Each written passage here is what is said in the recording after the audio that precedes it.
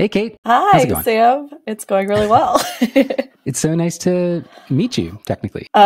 Same. I'm like fangirling pretty hard over here, if we're being honest. Oh, well, where is over here? Like, are you comfortable telling me roughly where you're located? I'm just sitting in my office in my house. So my husband and I used to share an office space and we used to have a roommate. And then conveniently, when the pandemic started, my roommate found a place with a different friend. And so we got to separate our offices. So now we don't have to talk to each other during the day if we don't want to. Nice. But it means Yeah. I get my own little space, and I turned half of it into like photography stuff, and then the other half of the room is crafting space. So it's nice to have Really? both. Yeah. Yeah. It looks very organized. I like the shelving and everything behind you. It's underneath the shelf level, because I like sit here when I do like my client calls and stuff too. Underneath the shelf level is just like piles of disorganized camera equipment, but the Yeah. above shoulder level looks beautiful and polished. Yeah. Yeah, it's the reality of there Yeah. should be, if there probably is already some series of, you know, how they've done on social media, particularly Instagram, like here's the photo, but this is reality. Yeah. There should be a series of that for people that are working from home now. Yeah, And like 100%. what you see with my nice face. And I did another one of these with somebody who literally brought like a moving white backdrop That's like an you would idea. use for a photo session. Yeah. Just like put it behind his desk so that you didn't see all the clutter. And it was smart. It's like, maybe I should do that. But That I sounds, just, yeah, that sounds way easier than like actually cleaning my desk before I hop onto phone calls with people. yeah, no, you should not look at my desk right now. This is, Nessa put it well. My partner Nessa, she said, she and I both are like, you know, gases. Like we expand any space that we occupy. We just fill it to the brim with stuff over time. It's Yep. any surface will be full until you have that one day where, for whatever reason, you have to purge. Yeah, and you just clean it all up. That's the magical day. I'm 100% the same. Our kitchen cabinets are a disaster because of that, because we, when we moved in, we moved from like a tiny apartment that had like 3 cabinets to a house that had a full kitchen. And now we still are like, oh, we can't buy anything new because nothing fits in our kitchen cabinets now. We've expanded. And whereabouts, like in terms of state or city, are you? I'm not sure. I'm in Colorado, and lovely. I'm in the Boulder side of the metro area instead of the Denver side of the metro area. So a little closer to the mountains and the hippies. Yeah, you know, I should know more about the geography of Colorado, because my essentially entire extended family is from that. My mom, I think, was born in Manitou. Oh, nice. Yeah. Yeah. That's down And in like the Colorado Springs neck of the woods. Yes, that sounds right. She had like 6 siblings, and most of them still live out there. And we lived out there ourselves when I was like 5 years old for a year. And so a lot of family connections to Colorado. Yeah. But I think we took one giant big family road trip from Virginia, where I primarily grew up, to visit everybody. And I was 10 years old when we did that. And I don't know that I've really been back since. Oh, you should come. It's really pretty. I know. Lots of good hiking. Mm-hmm.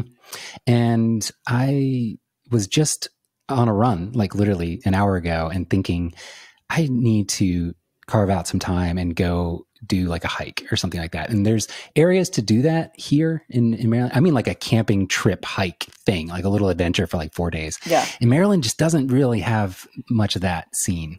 Yeah. We have the Appalachian Trail and some cool mountains, but Maryland, Virginia is like nothing compared to Colorado. So very jealous. Yeah. One of my best friends from growing up lives there now. He's like a yogi or something. He does yoga, and I think he teaches. Does that make him a yogi? I don't know. Yes, it does. Yeah. But, I think okay. to the level where you either are practicing yoga for like more than 2 or 3 hours a day to like teaching is the spectrum where I would start calling people yogis for sure.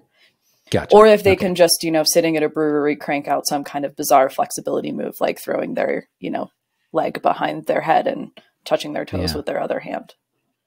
Huh. Yeah, that I've never done yoga, so I don't know. Did anything bring you out there, or is that where you're sort of from? So my family is from the UK originally, and we moved out here when I was pretty young for my dad's job, and they were supposed to only stay here for 2 years and then move back to the UK, and they just never went back because they liked it here. So Yeah. I've been very different than the UK. I yeah, can't like super different.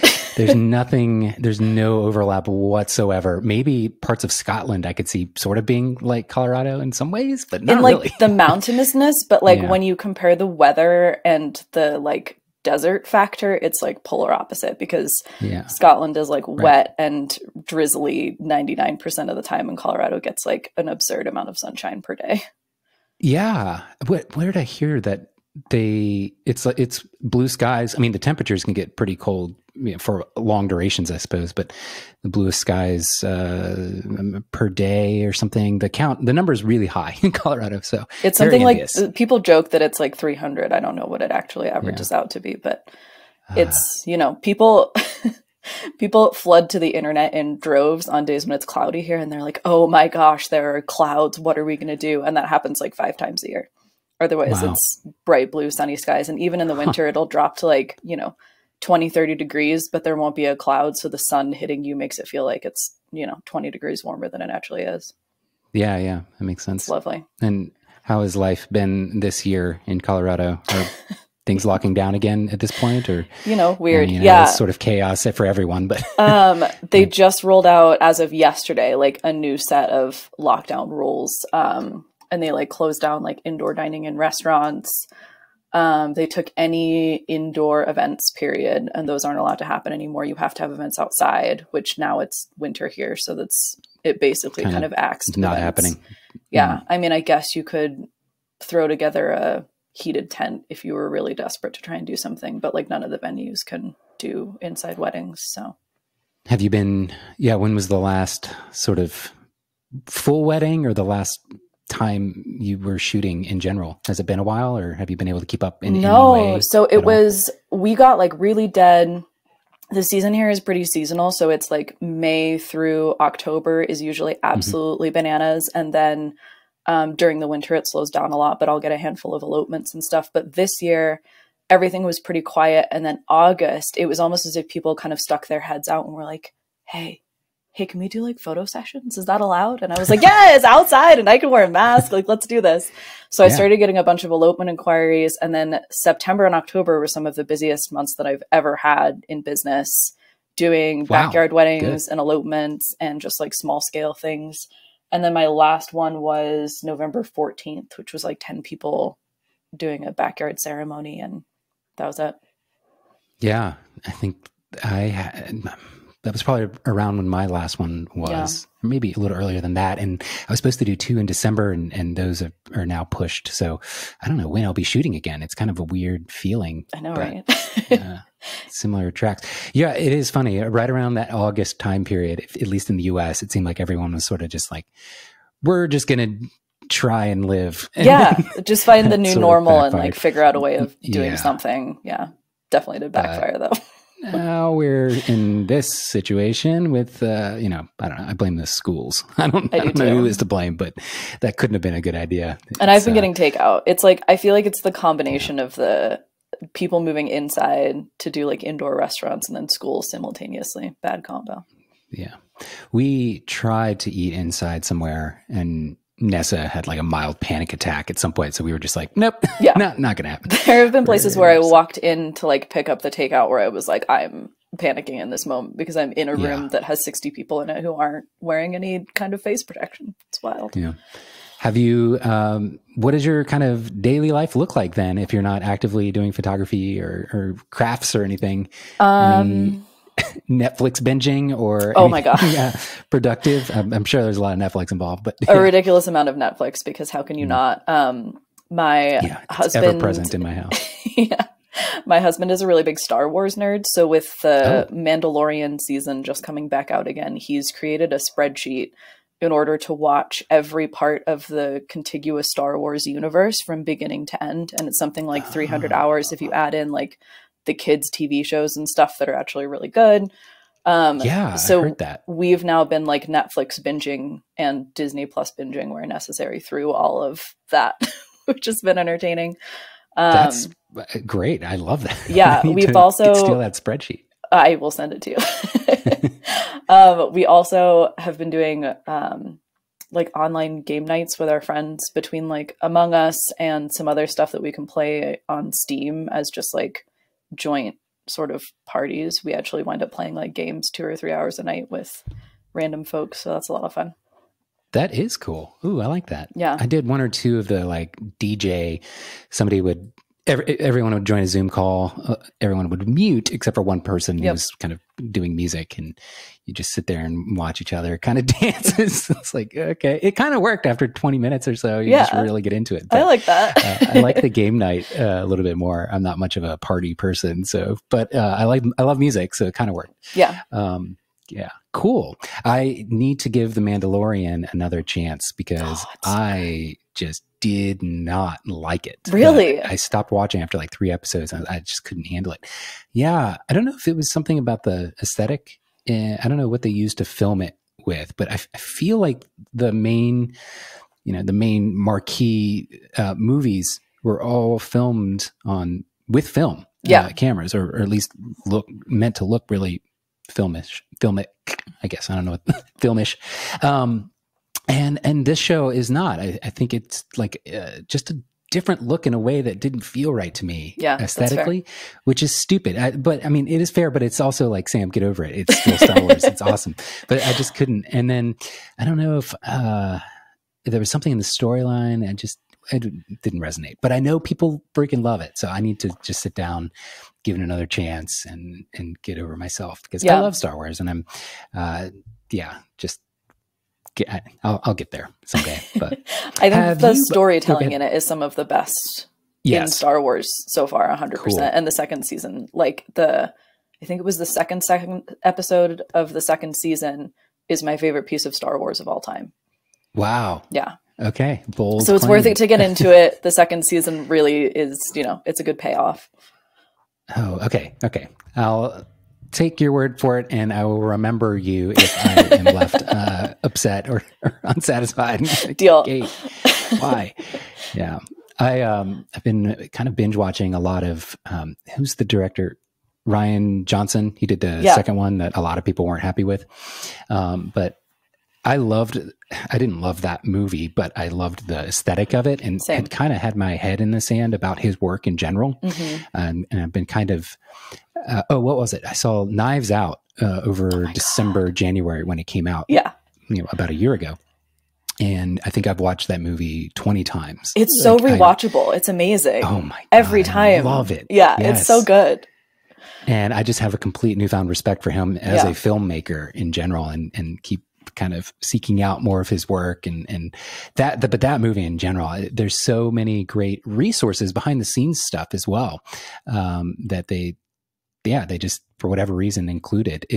Didn't seem like it was a high production type of movie. I think they filmed it in October, a couple years back, and then just kind of knocked it out, even though it had like a huge cast and everything. But I'm just completely upset. Every podcast episode, everything I can digest about that movie, I'll take. And I hope he does more of them. I could see that being sort of like a series with the same guy. Oh gosh, bring him back and have him investigate all sorts of other stuff. I would be so into that. Yeah.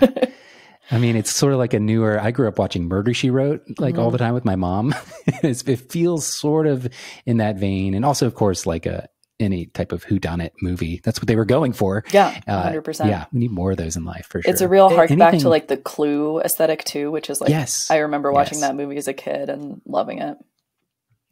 I also tend to like any movie or TV show that features a house as sort of a character. Yes, where it's just a big, beautiful old Victorian or something like that. Can't get enough. Ness and I stayed in one of those last week and a half ago, in the middle of Pennsylvania, like Amish country. Yeah, and it was scarier than I thought it would be. I was legit a bit frightened. Spooky noises, dark, creepy hallways. Yeah, it was the owners. It was an Airbnb, and normally people would, I think, rent it out for like family reunions or even weddings. It was a big Victorian mansion. Okay. Pretty affordable though, because it's middle of nowhere. And they were like, "Are you sure it's just the two of you guys?" And we're like, "Yeah, we're not trying to pull one over on you. It's just us. We just wanted a pretty place to stay." And they're like, "Okay." And oh crap, where was I going with that? Oh, they mentioned they had 13 children that they raised in this house. And there must have been 8 bedrooms, maybe more. It's crazy. It's so That's spooky. Wild. Yeah. Yeah. And our dog would occasionally hear stuff and start barking, and that would freak me out. Like, oh, there must be something there. Yeah. When the pets get into it and like, you know, your cat stares at something that you can't see for like 20 minutes, I'm like, like you definitely know more than I do in this situation, and I'm trusting you. Yeah. I kind of liked it though. I liked it was very dark everywhere around the house. So yes, scary, but also, you know, we felt reasonably safe. But it was an interesting feeling I hadn't had in a long time, probably since I was like a summer camp counselor and we were camping outdoors. But even with that, you had like a bunch of little campers around you. So it wasn't that scary. But yeah.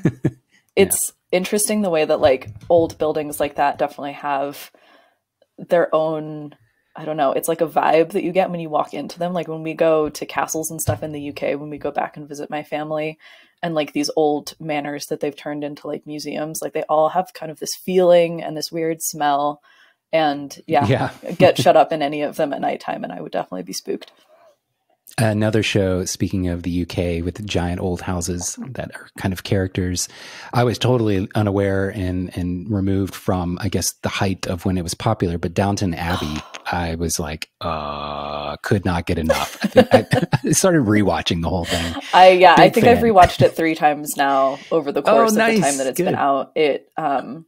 I grew up watching like BBC classics and like BBC versions of like Jane Austen novels and stuff, and the aesthetic is like so similar to that I find it like spiritually comforting in a way that nothing else really hits on, except for like was Pride and Prejudice the TV series from BBC? Was that a BBC show? Yeah, there's like a 6 VHS version of it that I watched as a kid that was made by BBC, and then the Keira Knightley movie came out.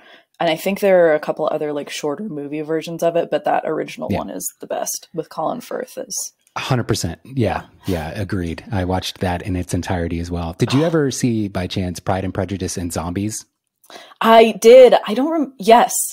I'm trying to like remember it now, but we definitely did watch it.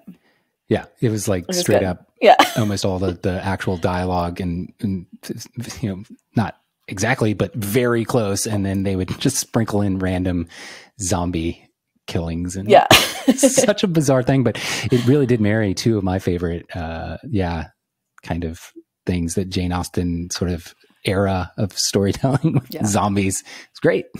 Yeah, all about it. Give me the combo any day.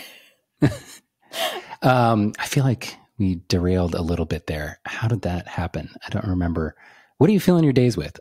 Oh yeah, now that you're done shooting, Netflix. Well, I still have a little bit of an editing back catalog that I'm working my way through, and then my mission for the winter is to crank out some new blog posts and like location guides and stuff for my area to help work on SEO and that kind of thing. Nice. Do you mostly operate like by yourself? Is there any type of local photography community that support each other, or are you sort of just autonomous? Okay. We have like an awesome community here. Like there's a Facebook group that basically is all of the, I don't know about the guys, I don't know what they do, but all of the female photographers who work in the state as wedding and professionals are all together. Isn't that strange? Yeah. I don't mean to interrupt, but if I don't make a point when I'm thinking about it, I'll totally forget, even though I really want to get to it. Isn't that strange? The like sort of weird guys that are photographers tend to sort of gravitate to one area and the women in another. It's very, I mean, I guess that sort of happens a lot in natural life anyway, but it's very, I don't know. I don't get it, but okay. Sorry. Yeah. I just want to point out how strange that is, I guess. At least in my area, I feel like the women are much more focused on like this community over competition kind of vibe versus the guys are much more just off doing their own thing, kind of existing in the space. But yeah, so there's this Facebook group that has like 3,000 people in it that I joined when I was like a baby wedding photographer, and has just been an incredible resource for like second shooters, associate shooters, just kind of sharing ideas back and forth, and, you know, coffee meetups to just like get stuff done in a, you know, space that isn't your house when that was possible. And yeah, it's a really valuable community, and I've made some pretty much lifelong solid friends out of it who are also wedding photographers, which is amazing, having people to like chat to who like understand exactly what your life looks like, especially this year. Yeah, definitely. I've unfortunately been sort of removed from the Facebook groups at some point, even before the pandemic. I kind of hit the purge button on a lot of those because it was being such a time sink. But for sure, I kind of wish there was one at least. I don't think I really have even one that I like gravitate to. But yeah, I purged mostly, like I purged all of my personal stuff on it. I basically only keep it for like business and then dropping into these photography groups because otherwise it's a pretty toxic place. Is it a private type of group, or are you able to say the name in case anybody is listening and happens to be from Colorado? It's called the Denver Photo Betties. So definitely drop in there. I think it's searchable. Denver Photo Betties. Yeah, I didn't pick the name. Awesome. But yeah, it's a good space. That's great. Yeah, it's so special when you can stumble upon a group like that has, I think, almost like the right tone behind it. Yeah. Not just like supporting one another, but just the way people literally engage and interact with each other. And there was a group really early on, I'm sure I've mentioned it at some point throughout random podcast episodes, called SWPB. Stood for Starting a Wedding Photography Business. Yeah. It has a Facebook group, but it's not very active. It started on Flickr with the Flickr discussion groups. And it was very similar. It wasn't central to any region, but I got to know so many photographers still that I actively, talk to daily, just that are more friends than anything else now. It's nice. It's amazing. I'm glad you've had that throughout this year, especially. Needed it. Well, it's been so really great too for deal with it. Yeah, it's been really great too for like, especially in the last couple of weeks, there's been kind of a horrifying number of photographers who have tested positive or had confirmed exposure who have come into the group saying like, hi, I have a wedding tomorrow and my bride from last week just let me know that I was exposed. Can somebody cover it for me? So it's been a good kind of emergency resource in that situation, which is not one that any of us want to find ourselves in, but no, yikes. Gosh. Have you been tested? Have you done that? I have not. I had it, I think, in March. But it was before you could get tested without having like confirmed, traces to somebody in China. But the like disease pattern of it so exactly matched it. And it was like nothing that I had ever had before. And I've definitely been struggling with some of kind of like the long haul symptoms. So that's been interesting, but it is what it is at this point. Anything consistent? Did you care to elaborate? Feel free to shut me down at any point, but no, is it like just cloudiness in your thoughts or like congestion? Brain fog is a huge part of it.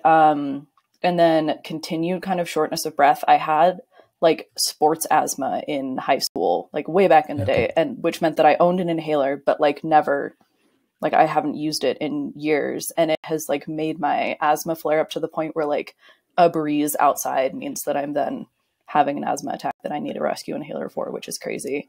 How's that playing with mask wearing? It doesn't seem like they... It actually, the mask wearing helps because it'll filter out dust and smells and kind of some of the other pollutants. And it was a lot worse until I found a really, really good company to buy masks from that's based out of Korea that does KF94 masks that kind of stay away from your face a little bit. And, of course, they have a little bit more. Do you know the name offhand? Yeah, it's called Soomlab, SOOMLAB. And the mask I get is called the Air Queen. And it's it's just like very, very breathable. And having the cloth mask would like I would find myself like gasping a little bit behind it. But with these ones, I've been like, I can wear it for 8 hours, no problem. They look really cool too. It's not like a surgical mask, even though it seems like it does sort of probably even a better job than something like that in terms of filtering. Wow. It's really cool. Yeah, it helps a lot. And I've been ordering big boxes and like sharing them around the people that I know, and they like fit most people really well. My dad and my sister both have this hereditary like nose situation, and most masks like don't fit them at all because they like it pushes down on it or makes it really uncomfortable, but these like fit right over it, and they're super comfortable. Yeah, I'm gonna buy some and try them. I want to start seeing masks that have, as creepy as this sounds, like smiles plastered. I've totally thought about drawing a smile because the downside of them is they're like not as cute as like a cloth mask that you can get in like a fun print, like a print, right? Yeah. Yeah, with like Yoda on it so that you can like, have fun with your accessorizing. So I want to like draw little things on them or paint a smile on them. But yeah. Yeah. As much as I naturally smile with my eyes, I can't do it all the time. Mm-hmm. So, and if you have like just a white or a black mask on and you're not actively sort of squinting your eyes or naturally smiling anyway, I would love to. And I've noticed that as a huge problem trying to do photography, even candid stuff, those moments, I never appreciated just how much I could create an energy and then people would mirror me in that. 100%. And with the mask now, it's like my superpower has been shut down a few degrees. Like I can't get people to just be smiling and engaged. And then half the time at a wedding, even if they are like laughing, you can't really even tell because they're wearing a mask. I know, Not right? always, but usually they're wearing masks. So. Yeah. I found I noticed that moment where you're taking a candid shot of somebody and they catch you and they kind of give you a look that's like, hey, what are you doing? There was this thing that I could do with my face that would completely diffuse the situation, and they would relax and go back to doing what they were doing. And whatever that thing that I was doing with my face is what the mask stops me from being able to do now. And it's very weird. You're exactly right. That is how it plays out. And now there's a giant brick wall in between that relationship. It makes it very... It's only in that moment, because I feel like in kind of one-on-one time with the couple, I still find that like, because I'm talking to them and engaging with them a little bit more, that barrier doesn't really come into play. But it's totally the people that I don't actually talk to on the wedding day that are like, yeah, you're just yeah, exactly. Like, why are they taking so many pictures of me and my kid? Like, move on to someone else now. Yeah, all of a sudden the 6-year-old dancing on the floor by themselves that you're obsessively taking photos of has a different look to it. You can't diffuse it anymore. No. Yeah, it's an interesting world. I fear also that it's going to be quite a while before the mask wearing truly subsides and people are comfortable without. I think that'll be one of the last things to go. And it's interesting. It popped into my head when you were saying earlier something. We were talking about the things kind of closing down again. And I wonder, it's surprising to me that the local governments or federal governments or government in general just sort of operates with the assumption that you'll figure it out. Like what about somebody who doesn't maybe own a TV or maybe is hardly on the internet? How are they getting updates about all this stuff? They should be like shoving flyers in people's mailboxes. Like there's enough junk mail that goes out in the world. I'm shocked that there hasn't been once a month, like, here's a flyer of the situation. This is what you should be doing. Right. They're just like making proclamations and all these statements and assuming that you will comply or be told if you aren't complying. Well, like, it's weird to me. Yeah. Also with businesses, like if I wasn't out there specifically seeking out how the restrictions impacted, conducting photography or doing events, I wouldn't know what was going on. So like, where is my email newsletter that gets blasted out to all of the registered business owners in Colorado saying like, hey, this is now what you have to follow as a business to be like up to date on the mandates? It's very weird. It is. And I wonder if it's almost by design because things are changing so rapidly. They don't want to be 100% committed to something that then 2 weeks later they're backtracking or doubling their effort, doubling down, who knows? But it is very surprising to me. I've always found this weird, not just related to COVID stuff, but in life, especially as a business, how you're just expected to do the research and know exactly, how to pay your taxes on time and properly and all this. I mean, that part of that, of course, is just being an adult, but it seems like there should be a clearer avenue and pathway to like staying up to date and all that. Yeah. I would like a guide and somebody to hold me a little more accountable, please, not just myself. Yeah. I guess like anything, you just eventually hobble along and figure it out and you find your way. But I'm waiting, especially as it relates to business, for like some big thing I've been overlooking for 10 years. And it's like, here's the bill for it. Oh yeah. By the way, the government tens of thousands of dollars for this thing you didn't understand. Right. Welcome. Jeez. Yeah. Have you done any, have you been able to travel? Oh, sorry. If you had a question. I just goofed and I didn't plug in my laptop before we started and it's now at 15%. So I'm going to grab the charger real quick. Oh yeah. Here, let me mute myself so my headphones don't make terrible sounds when I put them down. Take your time. I have a 2018 MacBook and it seems to be on that point when the battery is just like, if it's not plugged in, it's not working anymore. Yeah, I bought one of the new ones and was so excited. Like 2 days ago or three, maybe, came in the mail while I was recording a podcast, and I opened it on air and everything. I was like, "This is great." It's the wrong one. I immediately I want the new M1 processor, right? Excuse me, that is supposed to be fantastically fast and battery efficient. And I guess I just ordered it so quickly when it came was added to the store. I went for the maxed out 13-inch MacBook Pro, and I just assumed that was going to have the M1 new Apple processor, and it still has the Intel chip. So no, get out of here! Get out of here with that Intel crap. I know. We've now been told there's something better, and we don't want it anymore.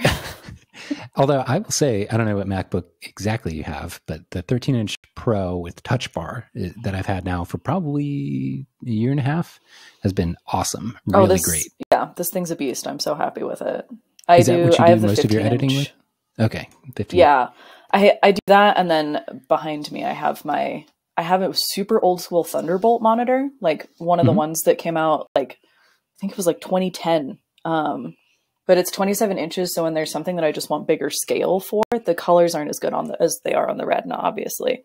But I'll plug it into that, especially if I'm doing blogging or emailing or something where I want multiple panels of things going on, but then most of the time I edit from my laptop itself. Nice. That's great.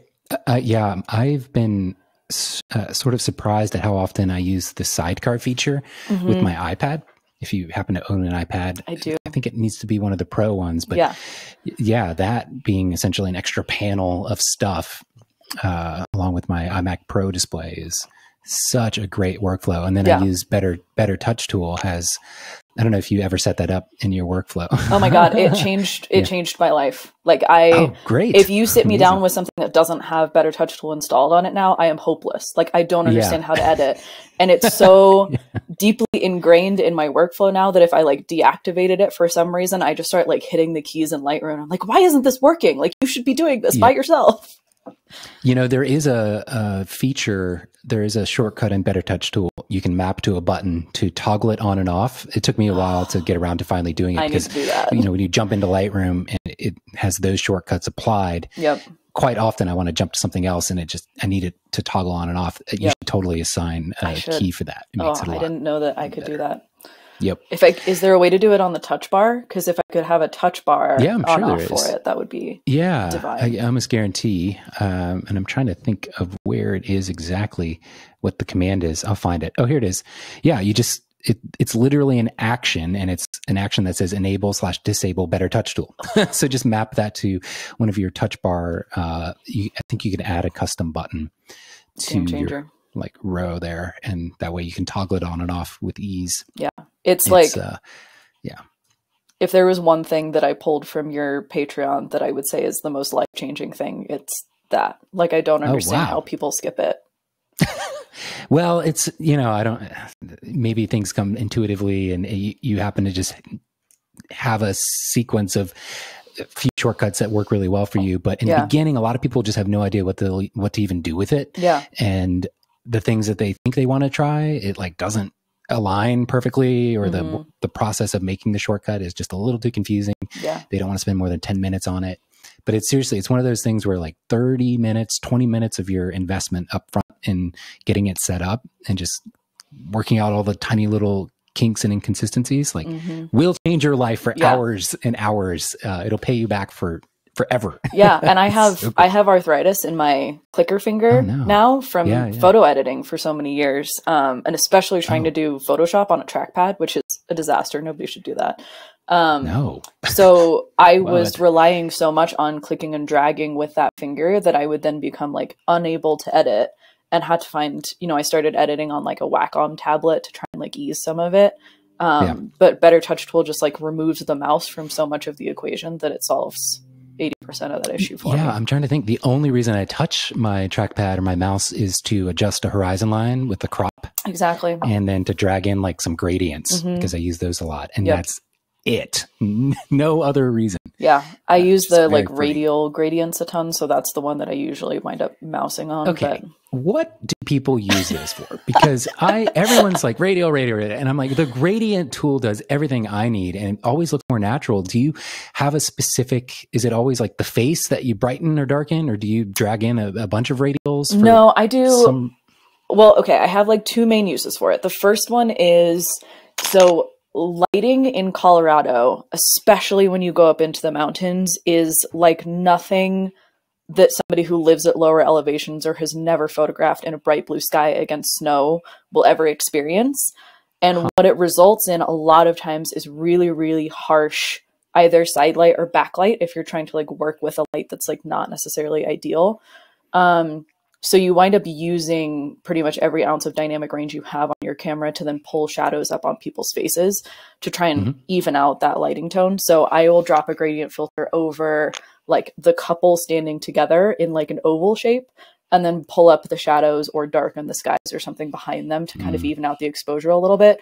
And if I was to do that with the gradient filters, which I also use a ton and often use in combination with the circular ones too, it just would take me so much longer and I would wind up with a pretty hot, bright spot, kind of like this shaped in the middle of the frame to get it to work. So gotcha. And then the other thing I use it for is darkening. Like I will use a dark spot to cover something or to like, you know, de-emphasize. Or to like amp up a little bit of color in a sunset where I know that like this spot needs some more orange, but like not necessarily somewhere else. Yeah. Ooh, okay.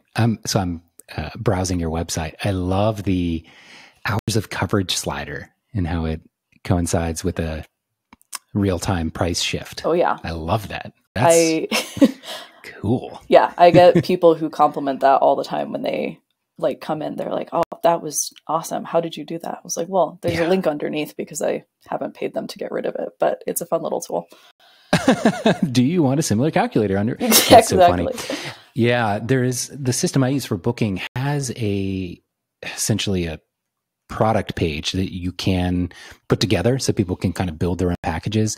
I've just been lazy for 10 years and never taken the time to do it. I love just the simple slider, if nothing else, even if it's not 100% accurate to exactly how it'll add up, although it seems like it would be. You can have an engagement session. When I'm on calls with people and they're like, how much would this be? I'm like, hold on, let me go to my own website and type this in for you because I am bad at math. I think I might steal this. Thank you. What is and also your work is beautiful. Not to gloss over that. I really love your calculator and your work is amazing. No, the calculator is definitely the coolest. I 100% agree. It's so fun. Is there a way to solve the problem of unlimited coverage? If somebody, I guess I could just make that another checkbox. Yeah. So I used to have it so it would go from 0 to all day, and then it would show my flat rate price point for all day. But I literally never get anybody who books that. So for me, it was just simpler to take it off. Yeah, I'm getting this thing. This is great. Did you see this just in your designing process for your website, or did someone else recommend it? Just the tool, found it because I work a lot of, I guess the industry term is kind of like offbeat weddings, but like not really traditional, not people who are like, I would like 6 or 8 hours of coverage with these particular add-ons. So it was easier for me because every person I talked to was like, well, we want to book you, but like 8 hours doesn't really seem to fit. And we definitely don't need the second photographer. And we are unsure about the engagement session. So it's like, fine, everybody gets a la carte. And then I was looking for some way to put that kind of pricing on my website easily accessible for people.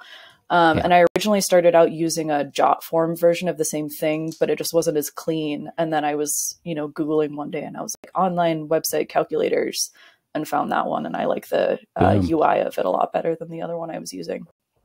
Cool. Yeah. I don't know if I'll be able to make it fit with my contact form, like branding, but I'm going to try. It looks really great. Yeah. You have incredibly colorful work. I love this. And there's a prism shot. Awesome. But you're right. It does seem like the couples are generally like all over the place. You just have a huge array of every different type of venue and backdrop and person that I could even dream up. Pretty much. Even got people wearing like panda costume and tiger. Yep. This is great. And there's a couple that I love on there who did their official wedding portraits. Their wedding was on like another day, but they did an add-on session at a carnival, and they were wearing like skin tight, sparkly latex bodysuits. And one of them was wearing like a corset and a fun like conductor hat. Desperately trying to find this, but it's on the, I think if you go back to the main page, there's one of them on the scrolling portfolio at the top. Okay, I'll check it out. Oh, I see. Okay, the scrolling thing at the top. I'll find it. Did you naturally kind of gravitate to working with people like this? Was this like a conscious decision, or did you just randomly start getting really interesting, creative people reaching out to you? It was a little bit of a combination, because when I first started, I kind of did what a lot of people do with like branding and just tried to like imitate somebody local who I thought was successful. And so my logo was like, you know, a gold sparkly script font, and everything was like pastel watercolors on the website. And did you have an arrowhead in your logo? I bet you had an arrowhead. I did not. I never went the arrowhead route. All right, it's fine. No, I could have. I was really close. The literal arrow. Yeah, that's quite common. Anyway. And just got like crickets, and the people who talked to me would then wind up just going and booking somebody else who lived that kind of lifestyle a little more authentically. So at one point I was like, okay, well, screw this. I'm a colorful weirdo. So that's now going to be my branding, and geared things very heavily to like the LGBTQ plus community, because that wasn't as heavily marketed to by a lot of people in my area. And I'm part of the community. So I was like, representation, please. Yeah, you have a literal tab. It's really great. So that kind of shifted it a lot. And then just by making that little bit of an adjustment to, you know, I want people who are a little offbeat. I want to, you know, capture who you are, no matter what you look like or how your relationship looks. It kind of just gravitated that way and built upon itself. And the more weirdos I put in my portfolio, the more awesome weirdos wound up hitting me up for photos. See, I need to be more proactive in my approach for that, because that is sort of how it happened for me. I think I've got a pretty good kind of collection of people from all walks of life. And it just sort of, I literally have never targeted a certain personality or a genre of wedding or anything with any like intentionality. It just happens. And the more, you're right, the more you pepper your portfolio with a range of people that exist, the more it kind of starts to feed itself. Yep, definitely. But I love how, you've got a very clear voice and message about exactly what you're all about on here. It's awesome. Sorry, I didn't know this was going to turn into like a website portfolio review or something, whatever it is. But it's just awesome. I'm down. I wasn't like super familiar with your work, but I am really enjoying Luke and Leah. Is that their names? Yes. We have an Obi-Wan now as well. So it's Leia then. Why did I say Leah? Like I'm an idiot. Leia. That's adorable. Yeah, they're sweethearts. My life is full of 150-pound of pit bull. It's pretty great. Yeah. So you have 3 now? 3 pit bulls? Wow. They're all rescues. That's sweet. Yeah, Leia was the first. Couldn't say no to those ears. Yeah, Nessa somehow, I'll just catch her like on a website browsing, you know, the local rescue or whatever they're called. I don't know. And I don't know how she can bring herself to do that and see all those sweet pictures of dogs and not immediately go out and get one. But I that was can't. My problem. If I like kind of look from a distance, and if I see her doing it, I leave the room, because I know if she like, just come sit over here and just hang out with me. And then if we start looking together at any point, it's done. It'll be like 2 hours and we'll probably go. I appreciate your self-control, because that's the part that my husband doesn't have. So when I started scrolling, he would come sit next to me and would go, that one's really cute. We could totally do a third dog. Let's do a third dog. And here we are. Yeah. Okay. So with the third dog, how much did life, I feel like if you had one and then you got 2, life would change a lot. But then once you had the third, maybe it's not quite as different than having 2. Am I accurate? That was our rationale with getting the third. Is like the jump from 1 to 2 was, you know, hard, because it's double. That's so much more. It's a whole entire another dog. So I was like, well, going to like 3, we already have multiples. What's the difference here? The biggest difference is that I cannot walk 3 by myself. Because before, if we went on dog walks, he would hold one, I would hold one. Or, you know, you can hold 2 by yourself as one person. But holding 3 is like a whole nother ball game, and I'm not that skilled yet. Gotcha. So now 2 people have to be there to walk them all at the same time. I'm wondering how we have like a neighborhood dog walker. I'm wondering how she manages. I mean, they're not all huge dogs, but there's some big ones. And she must always have like 5. Mad skills, because I've now had 3 dogs for like 2 years and I still can't do it. So I can barely manage our dog, little Popcorn. Yeah, but he's like this big, Sam. Yeah, he's teeny, and he still pulls me like the entire time. And we just did a poor job kind of training him anyway when he was young to be a disciplined walker. But yeah. He barks too much. That's the thing. Ness is always like, man, we should get him another one. You know, or maybe when he gets older, we can get a younger one, and they'll kind of feed each other. Popcorn will be more energized because there's a little puppy, and a little puppy will have somebody to play with, blah, blah, blah. Yeah. But I can't handle, with Popcorn at least, he just barks at everything, and it just drives me mad. I'm literally sitting here in shock that we haven't heard it yet, because he just barks every 20 minutes or more. Yeah. The dangerous part with multiple dogs is that they trigger each other. So if one barks a little bit, the other one will jump in trying to do it louder, and then the third one jumps in on top of that trying to go louder. So the Bork patrol is pretty out of control when they go for it. But pit bulls, do they bark much? They're bigger dogs. They're terriers too. So it's the same kind of like dachshund like thing, just multiply in size. That was a really good impression. Yeah, I volunteer at a shelter, so I can do those dog barks. Yeah, my goodness. How has that been this year? That was the saving grace for our dogs, actually, because I photograph the dogs at the shelter now, and everyone's like, "Oh, how do you do it without adopting all the dogs?" And the truth is, I try to, but by the time I pick one and I've decided I'm getting it, they get adopted by somebody else, and so eventually I was like, "Oh, I don't need to be the one who's rescuing all of the damaged pit bulls. Other people do this too." So that helped a lot. That's nice to hear. I feel like you don't hear that enough. Yeah. I remember beginning of this year, there was a whole thing going around with shelters or whatever, having worries that there weren't enough staff to come in, and people weren't leaving their home, so that dogs weren't getting adopted. And I think it seemed like that turned around pretty darn quickly. Like everyone in my neighborhood now has a dog that previously didn't. Like there were times when the kennels at the one that I volunteer at were completely empty, or there would be 2 dogs because they got cleared out and still are having trouble keeping like their quote unquote inventory up high enough for the amount of demand that's happening. It's pretty wild. Yeah. But now we're dealing with all these dogs barking and communicating with each other. Everyone's letting them out in their yards, and it's like, but it is a good thing. It's a small price to pay for my annoyance and barking. It's fine. I feel like our neighborhood, everyone had 1, and now everyone has 2. Because when we moved in, I remember thinking that it was a very like doggy neighborhood, and now I just see people with multiples. So yeah, and everybody's at least in my neighborhood on a pattern of walking every day where they didn't used to be. Yeah. Not just because of the dog, but people like to get out of their house. You have to. Yeah. So many people working from home here. I live in a weird neighborhood though. It's we must be the youngest people here by 20 years. There's nobody else our age. Yeah. Yeah. It's not exactly fun, but it's interesting to observe the habits of older people, people that have kids that are closer to our age than I am to their parents. It's like weird. But a lot of those older adults clearly working from home constantly. So we get much more observational awareness of the people that we live around. I don't know. Better people watching for sure. Yeah, for sure. Unfortunately, you can't take any pictures of people. That would be weird. Yeah. Hey guys. Although, that just reminded me. Sorry, my ADD is kicking in hardcore now. I can feel the caffeine from the double espresso I started with, like really pumping through my veins. Ramping through. Yeah.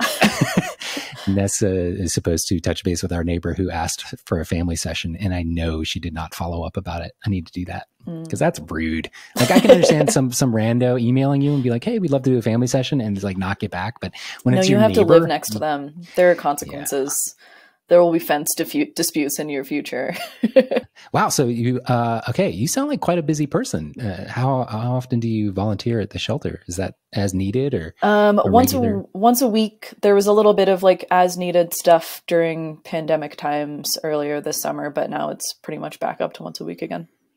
Gotcha. Yeah. Cool. Then of course the editing takes more time than the shooting because I have to Photoshop leashes out of every photo, which is a nightmare. But do you have a consistent setup now. for that, where at least it's kind of a quick process? Is there like a little makeshift studio or something?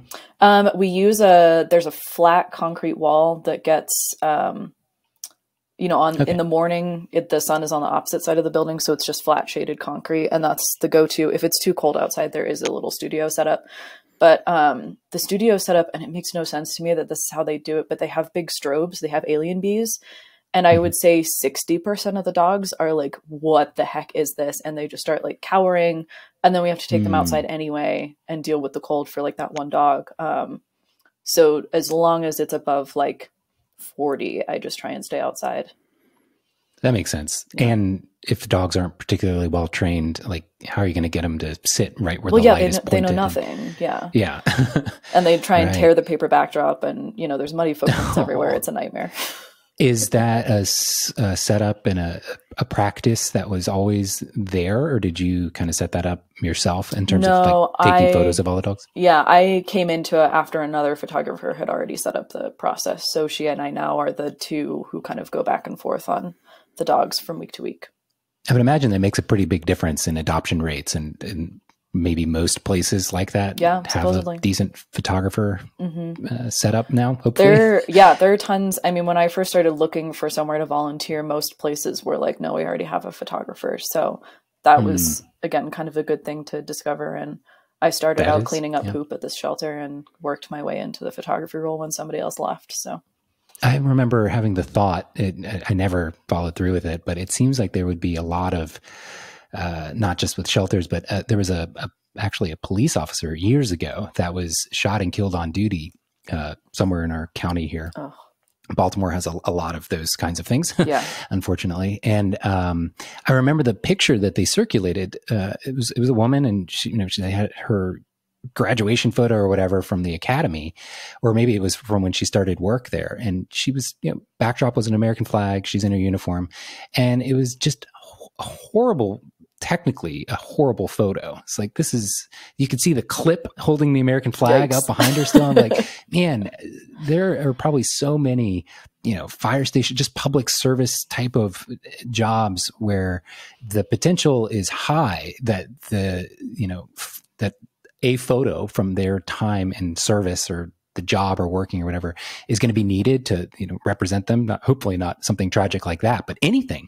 And it seems, I bet oftentimes the job of how those images are captured just go to like whatever person happens to have photography as a hobby. And it's not really a good setup. Yep. They've got a Rebel and a kit lens and a pop-up flash at most. Yeah.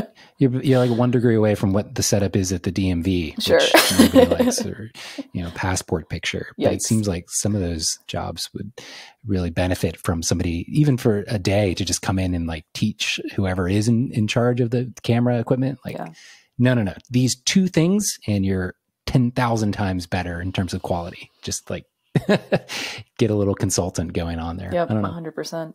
Yeah. But this would be a good year to, try and pursue actual thoughts like that in previous years where I was just like, this is a good idea to work on. But, clearly I'm busy with other things. Enter 600 weddings. Yeah, exactly. No, the same thing happened to me, because I normally never do family sessions just because I don't have time in the fall with weddings. And this year I got to do a bunch of family sessions, which was really fun.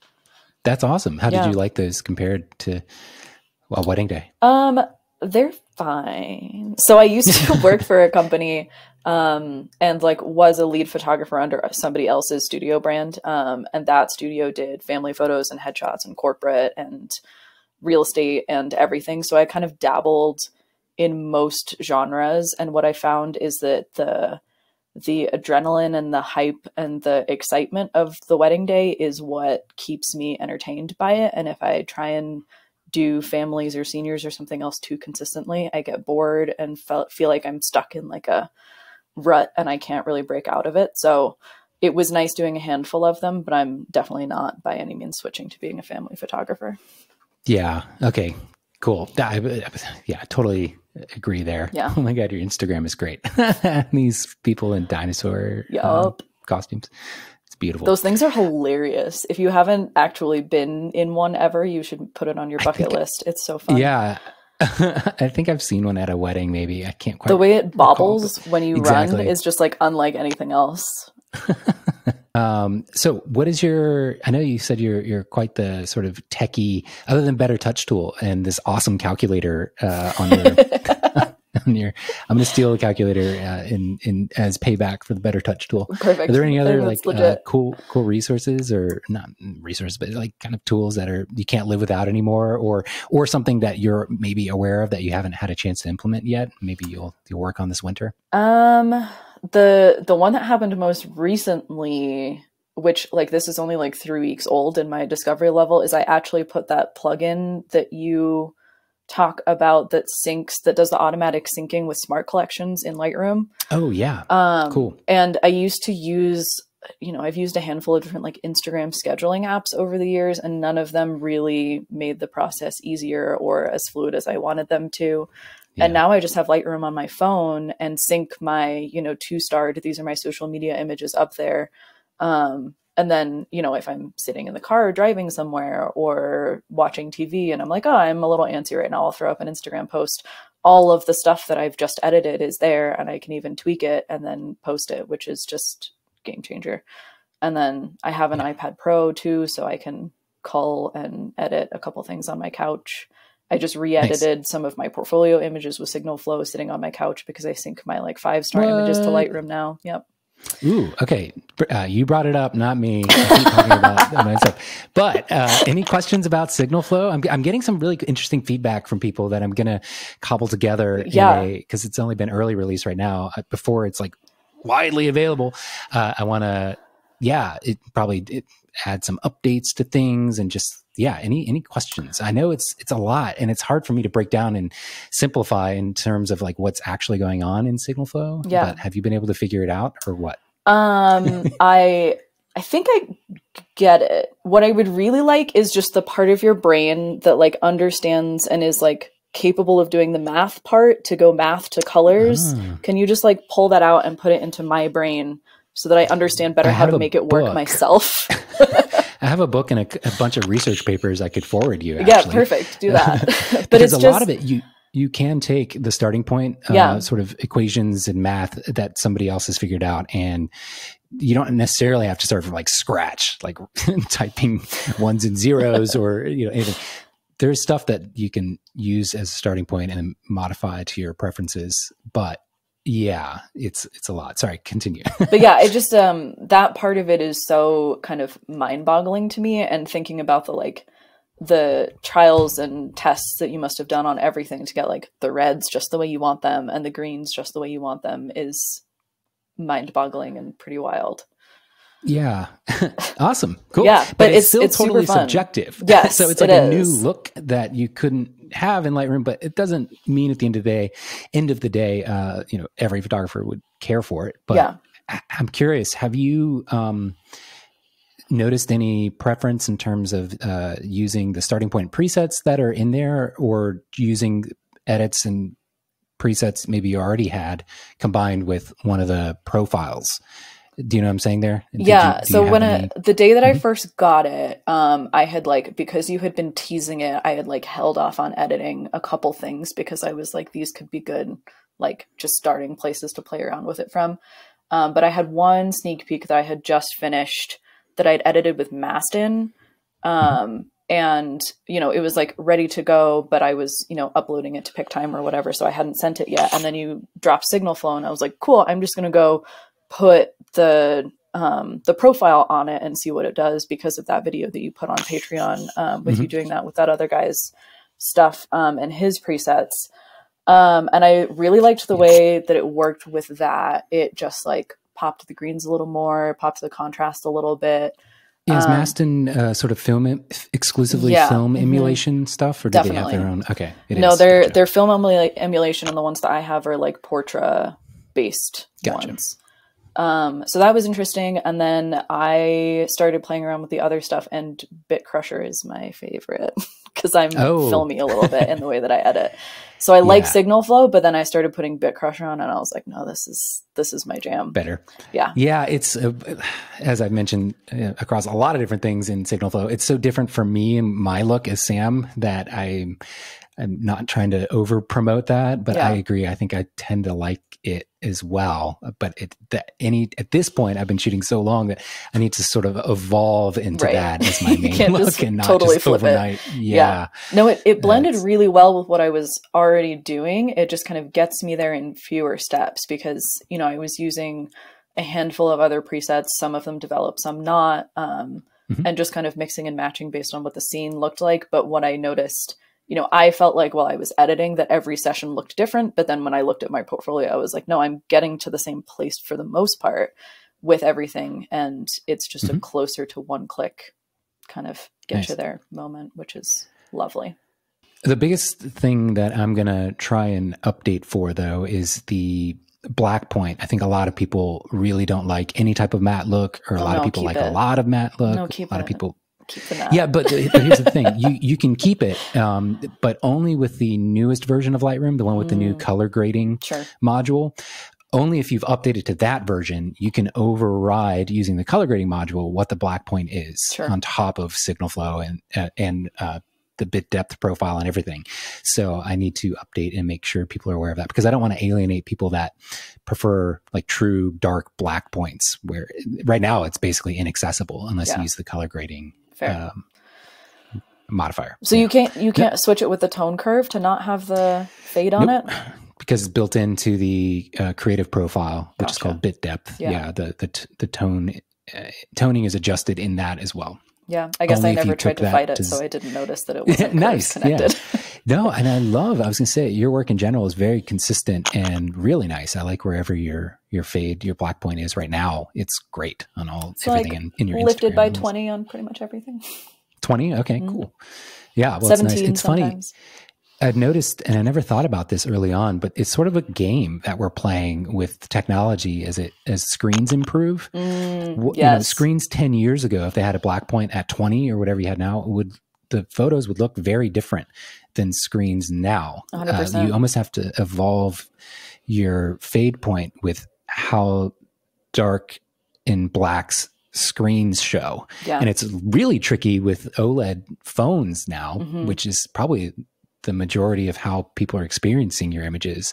They can show near to true blacks, you know, and totally turn it off. So if you have a black of 0, it's going to be 0. And if you have a fade point, it's not going to be as faded unless you up your fade a little more, because it can show such dark blacks on your phone. So it's just this weird game that I hate playing, and no one seems to care about the print being the gold standard of what everybody can reference as what it looks like. You have to keep up with the digital world, but everyone's all over the place. Well, then it's interesting because you add in the factor of cameras having wildly different, or, you know, wildly improved dynamic range as you keep going. So then your ability to shift that black point and contrast point keeps evolving over time too. Yep.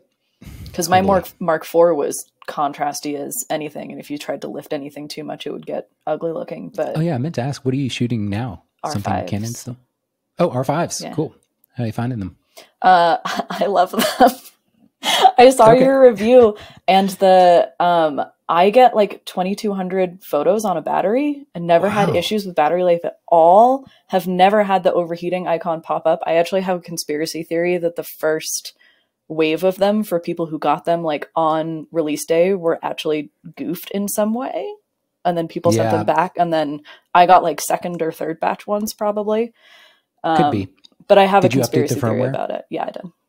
Yeah, it could have been something as simple as that. I actually believe that it was more likely I jumped right in with the 8K because I wanted to record 8K RAW just to see how it was.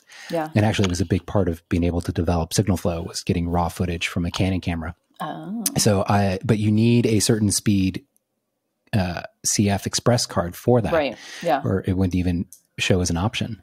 And I think this faster CF Express cards would cause overheating in some way. That makes sense. And especially if you had that plus another one. If you're writing to 2 cards and one of them CF Express, I have a feeling that was the culprit. And maybe they were able to mitigate a lot of that with some firmware updates, and maybe it wouldn't even be an issue if you were just using the memory cards that you had already. Yeah. Well, since I don't shoot video, I got the slowest, cheapest CF Express cards that I could. Nice. Knowing that my SD cards, like the speed match was always going to be higher on the CF Express cards anyway.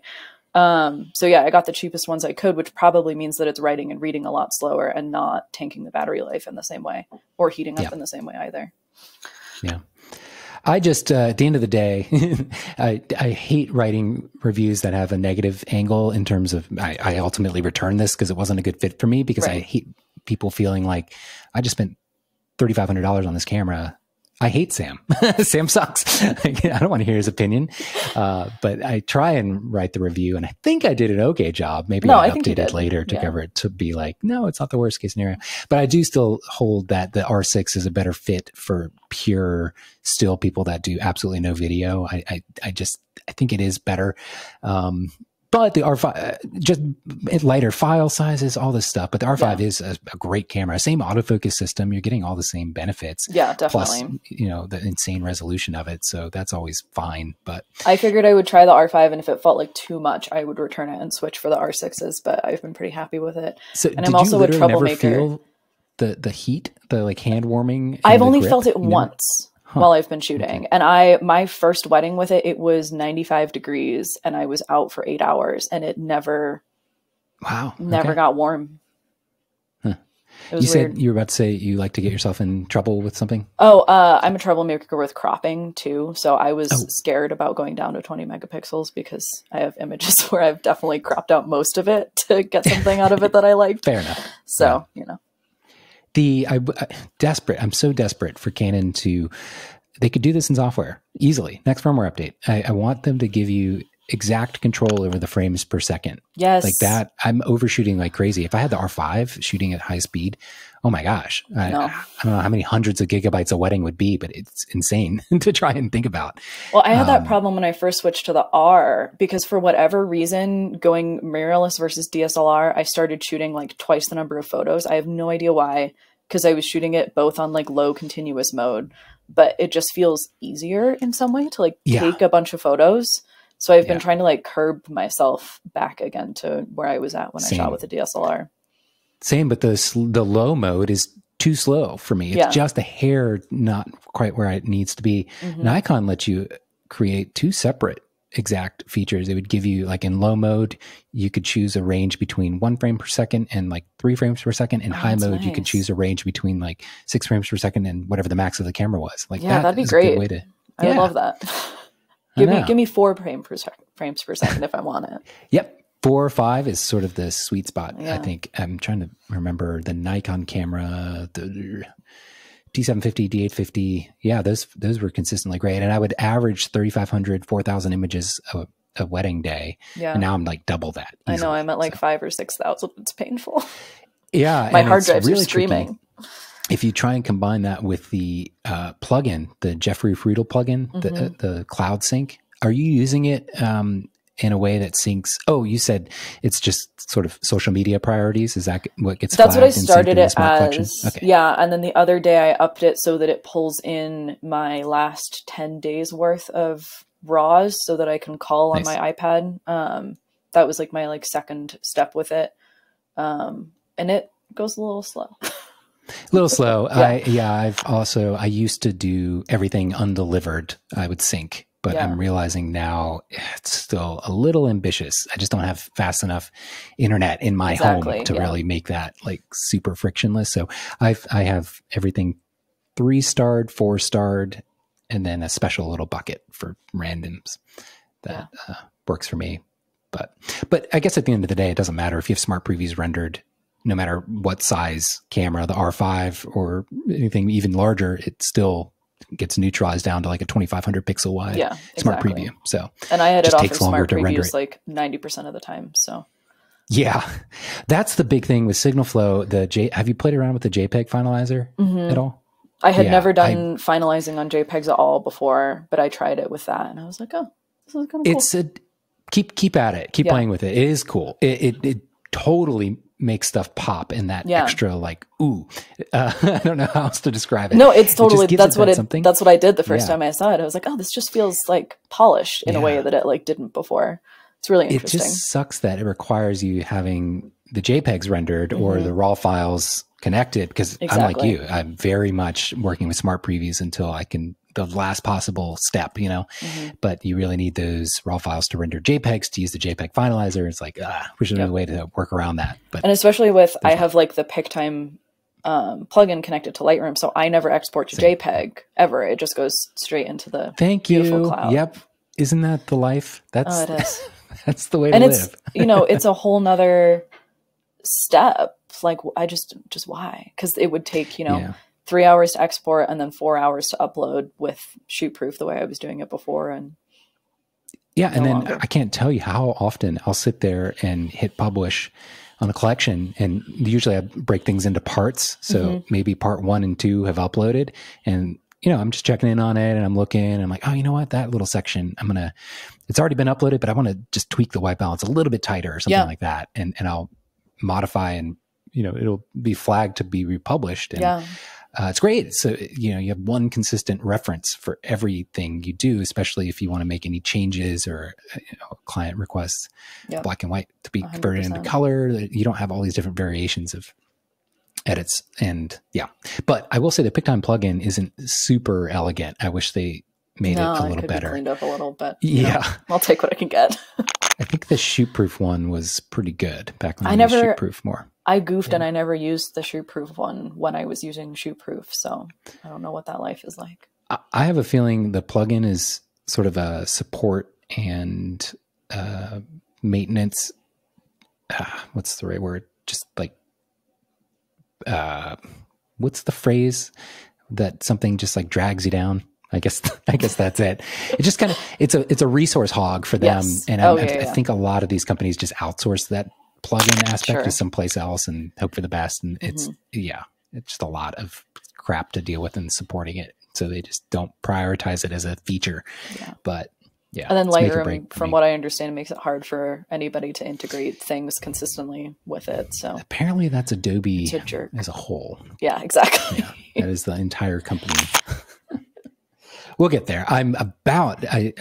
Today is the first time that I can remember in a long time, must be years, that my computer, my iMac Pro, just totally crashed. Complete black screen, turned itself off out of nowhere. No. I was hitting export on a review video of the Zeiss ZX1 camera that has Lightroom built into it. I had just finished the final edit, hit export, 2 minutes into it, computer, no autosave, so I have to re-edit the whole thing. It was like 30 minutes long. No. I'm going to jump right into that after this, but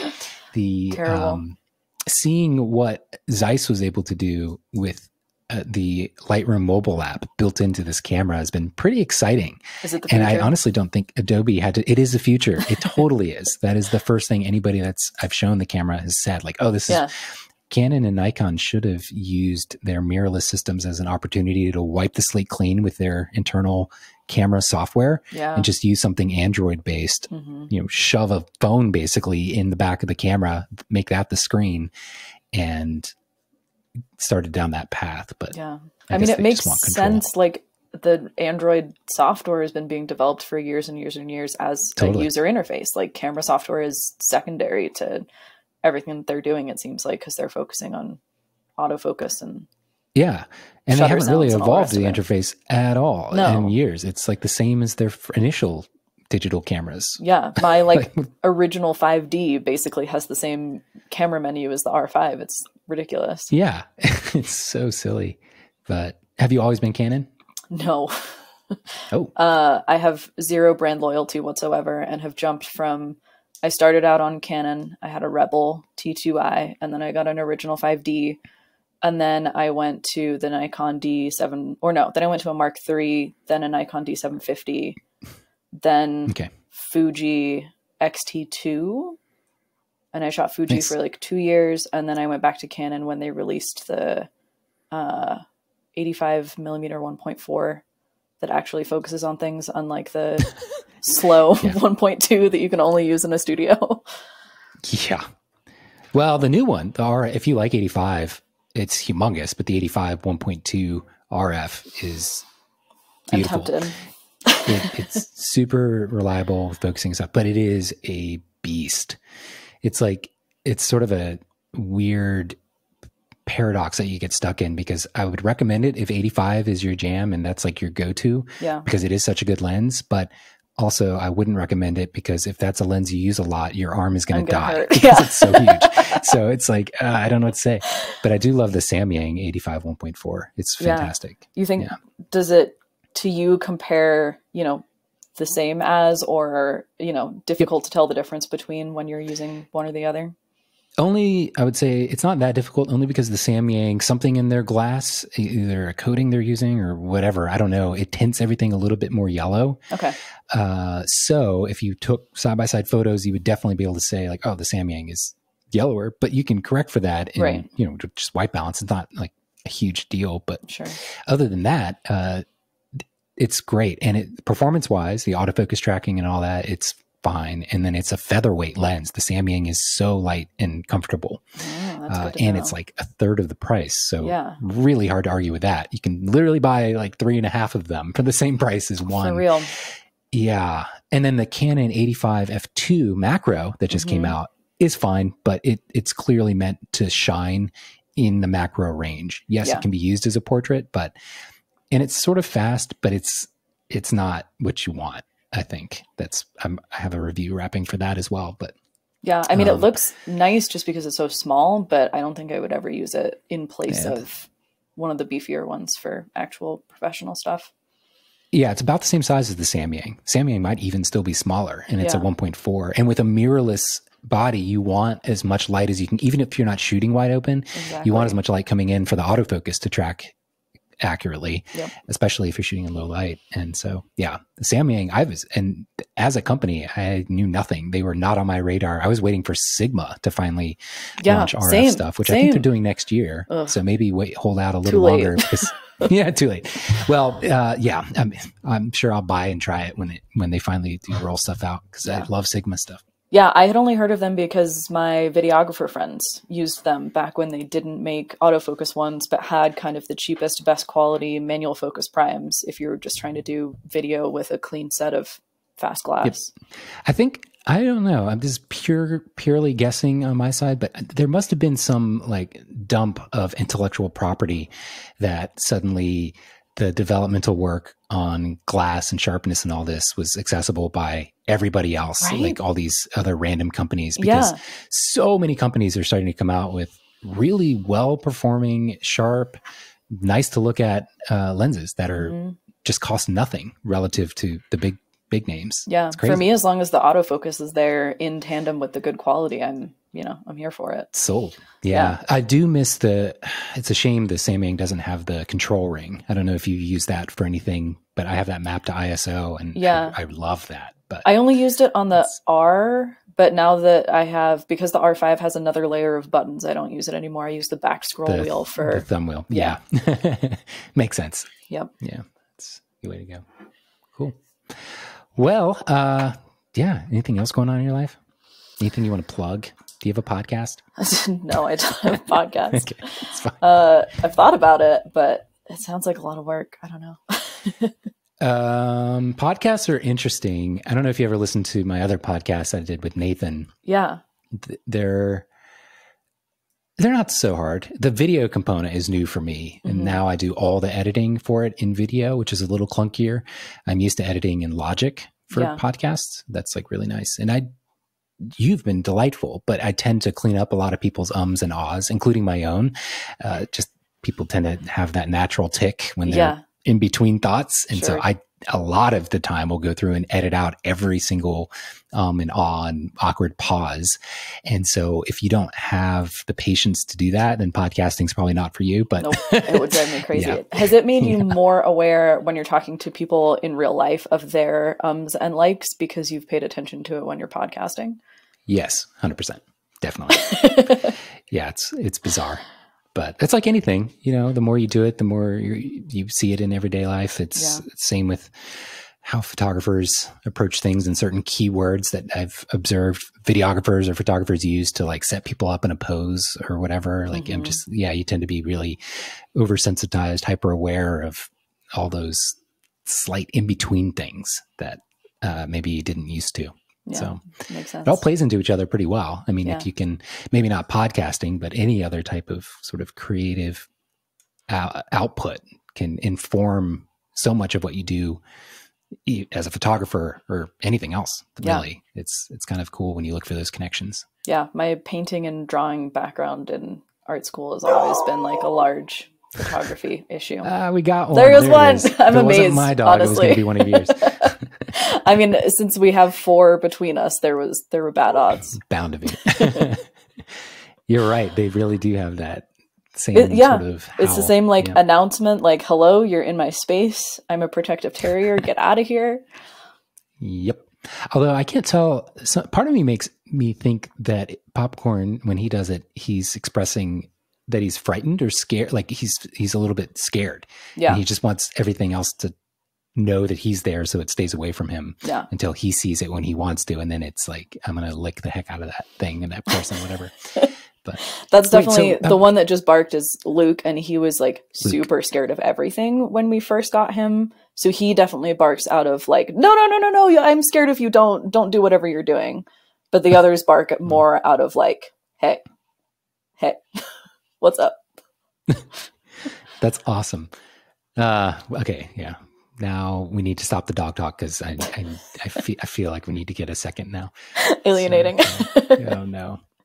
I'm curious. Do you still paint very often? Is that, you said you studied that in school, or was that just a hobby? It was something I did more before photography became my job. And now I do it less because I feel like so much of my work is creative that when I'm not working, I want to not engage that part of my brain. I do like the grown-up coloring books occasionally, just as like a compulsive thing to do while I'm sitting on the couch, but that's as close as I get to painting now. Have they always existed and I was just never an adult enough to be aware of it? Or is this like a new thing? They came out in association with like therapy. I would say maybe 6-7 years ago. I'm a psychology major too. So it was like when art therapy started becoming something that was talked about and acknowledged as like helpful for especially like PTSD and anxiety. Somebody came out with like, here's something with a lot of really teeny tiny squares that you have to focus to color in, see if it kind of corresponds with art therapy in a way that works. And then it got popular. Okay. Yeah. And it does help. Is that why you do it, or do you just like the creation of something? Okay. I have a terrible habit of like, if I'm watching Netflix, like this whole part of my brain is still engaged and doing other things, whether it's work or worrying about pandemics or, a gajillion other things. So I have to have something else going on so I can like do things with my hands. Or the bad thing that I do is sit on Reddit. So that's what the coloring book tries to stop me from doing. Yeah, Reddit's the worst one. It's the best and it's the worst because I pulled off Facebook, and if you can get down to like I follow a handful of photography subreddits and some joyful photos of dogs. So I've culled out most of the bad parts of Reddit, good. But there are bad parts of Reddit too.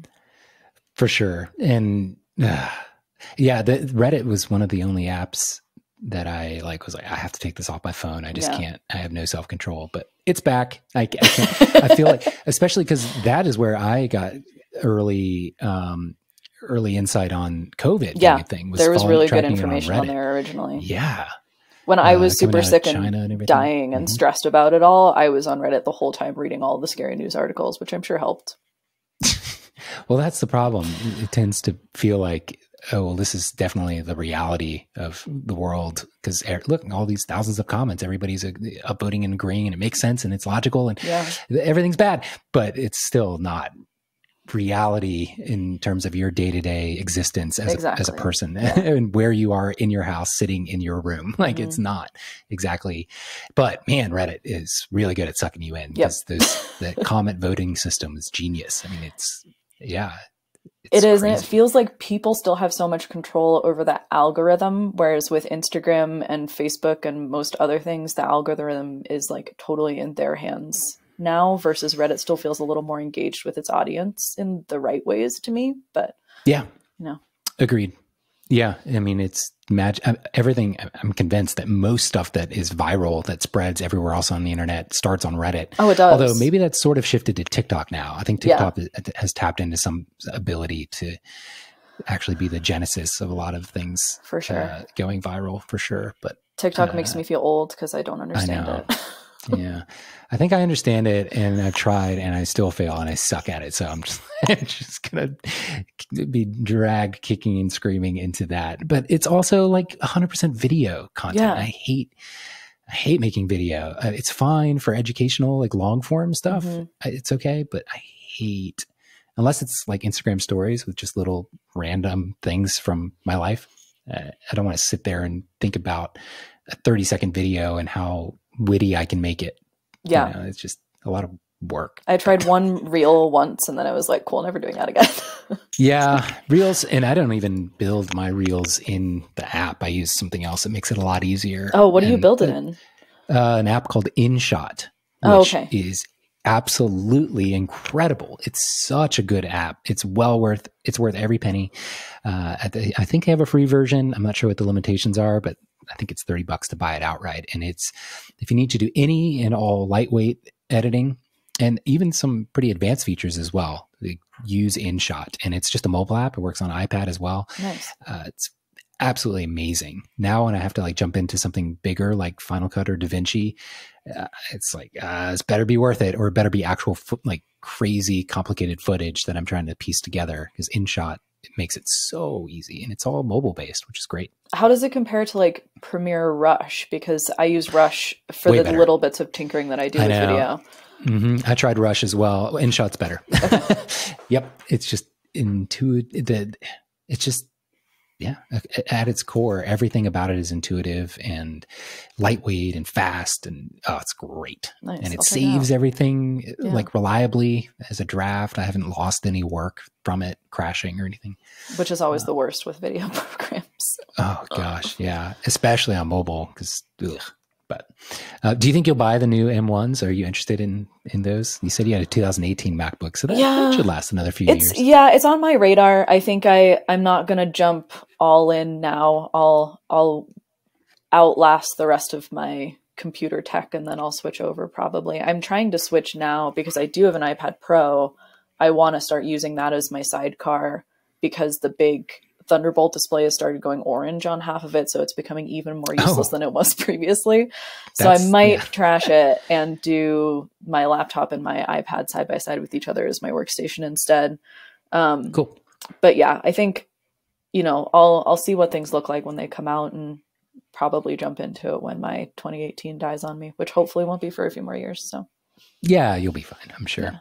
Yeah. Everyone is probably best to wait and see how the apps sort of evolve and be and are or are not reprogrammed to support the silicon natively. Exactly. That's the thing that kind of gives me pause as well, is and until I haven't looked into Better Touch Tool if they updated it or not. It's like, it feels as annoying as when the Mac OS went 64-bit and half my stuff stopped working, and I didn't realize that was going to happen, except it's more of a conscious choice, and you still have to pay thousands of dollars for the hardware for none of your things to work. So I'll wait a little. I need to get in that business. Pay me extra thousands of dollars to make things work a little bit worse. Yeah. But if also some things better. If only they paid us for photos that were mostly terrible, but on the good side a little bit better. Yeah, we get every 10 shots is amazing. Yeah, exactly. Huh. Oh, I was going to ask, with Better Touch Tool and being such a fan, do you use it in the touch bar very often, or do you have it mostly I haven't jumped into keyboard touch bar at all. Do you have a touch bar on your 2018? Okay. You should definitely download Golden Chaos. Have you seen me talk about that? I think I remember it, and when I was setting up Better Touch Tool, I was like, this is a whole other thing that I'm not ready to think about yet. But download it, because it comes as basically a preset, so you don't have to do a lot with it.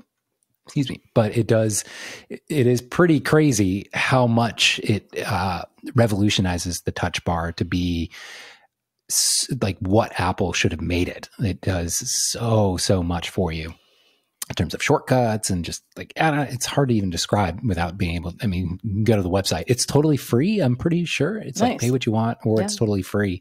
And it's essentially just a configuration of Better Touch Tool that won't make sure you back up what you currently have set, but it shouldn't interfere with any other customizations you've pre-made for Lightroom or any other apps. But nice. it just kind of runs, kind of takes over everything Apple has in the useless touch bar that exists out of the box. Yeah, totally.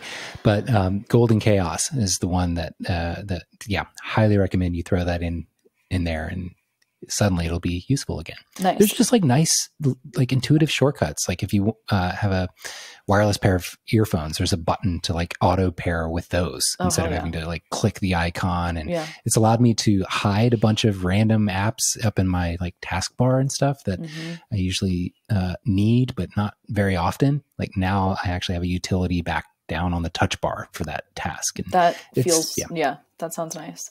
I want somebody or I want Better Touch Tool to up their gaming mouse compatibility stuff. Oh, because do you have like a big old gaming mouse? Yeah. So before Better Touch Tool happened in my life, that was my like editing solution.